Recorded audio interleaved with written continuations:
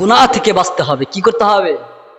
রমজানের আগে থেকে আমাদেরকে গুনাহ থেকে বাঁচতে হবে। এই কোরআনের মধ্যে আল্লাহ রাব্বুল আলামিন গুনাহ থেকে বাঁচার জন্য প্রত্যেকটা মানুষকে পথ দেখিয়ে দিয়েছেন না? আপনি গুনাহ করেছেন, গুনাহ করার পর আপনি তওবা করার মাধ্যমে আপনি কিভাবে সেটা ক্ষমা করাইবেন, আল্লাহ তাআলার কাছে কিভাবে মাফ পাইবেন, আল্লাহ রাব্বুল আলামিন সুন্দর করে বলে দিয়েছেন। ওয়াতুবু ইলাল্লাহি তাওবাতান নাসুহা। তুমি কি করো? তওবা করো। তওবা, এই যে নামাজের কিছুক্ষণ আগে আমাদের গ্রামের একজন মুরব্বির জানাজা নামাজ আদায় করলাম,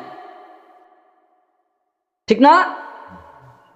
মুরব্বি সমাজ থেকে যখন একটা কথা মনে রাখবেন, যুবক ভাইরা বিশেষ করে, মুরব্বি ছাড়া কেউ কিন্তু সামনে অগ্রসর হতে পারে না। মুরব্বিদের দোয়া ছাড়া, পিতামাতা দোয়া ছাড়া কেউ কিন্তু সামনে বড় হতে পারে না, সামনে অগ্রসর হতে পারে না।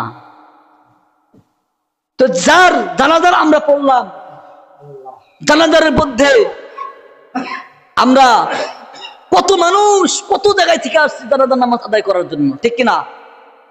হ্যাঁ,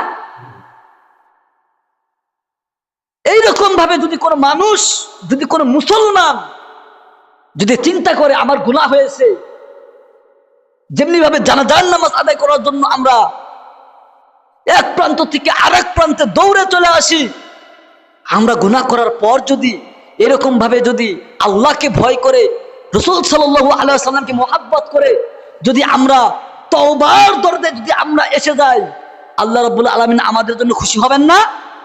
কথা বলেন, খুশি হবেন না? খুশি হবেন। এটা তো ফরজে কিফায়া নামাজ। কি নামাজ? ফরজে কিফায়া। আপনি পড়লেও সওয়াব হবে, না পড়লে গুনাহ হবে না। কিন্তু সবাই যদি নামাজ বাদ দেয়, সবাই গুনাহগার হবে, ঠিক কিনা? কিন্তু আপনি গুনাহ করার পর যদি আপনি তওবা না করেন, এই যে ইমাম সাহেব হুজুর তিনি একটা বক্তব্য রাখছিলেন ঈমান সম্পর্কে। কি সম্পর্কে? ঈমান সম্পর্কে। গুনাহ করার পর যদি মৃত্যুর সময় যদি আপনি ঈমানটা যদি না লয়ে যান, এই জীবনের কোনো দাম নাই, কোনো দাম নাই, কোনো দাম নাই। এই জীবনটা কি এমনই শুধু গোস্ত খাইলাম, খুরমা খাইলাম, পোলাও খাইলাম, বিরিয়ানি খাইলাম, এই জীবন? আল্লাহ কি এই জীবন করার জন্য আমাদেরকে পাঠাইছেন? নারী নিয়ে ঘুরলাম, নারীর পিছনে ঘুরলাম, এটাই জীবন নয়। এটাই কি নয়? জীবন নয়। মাত্র কয়েকদিন, আজকে উনি দুনিয়ার বুক থেকে চলে গেছেন, কালকে আমারও যেতে হবে, ঠিক কিনা? আমাকেও প্যাকেট করা হবে। কিন্তু প্যাকেট করার সময় যদি আপনার ঈমানটা যদি সুন্দর থাকে, তাহলে মাগার হাসতে হাসতে আপনি জান্নাতের মধ্যে চলে যাবেন, হাসতে হাসতে চলে যাবেন জান্নাতের মধ্যে।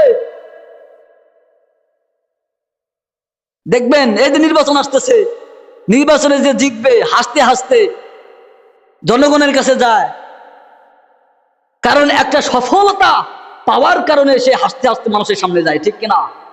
আমরাও যদি এই দুনিয়ার বুকে থেকে যদি আমরা গুনাহ করার পর যদি আমরা আল্লাহর কাছে তওবা করে যদি আবার ঈমান ফিরিয়ে আনতে পারি, তাহলে আমাদের সেই হাসিটাই হবে জান্নাতে যাওয়ার হাসি, সেই হাসিটাই হবে আমার আল্লাহকে রাজি খুশি করার হাসি, ঠিক কিনা?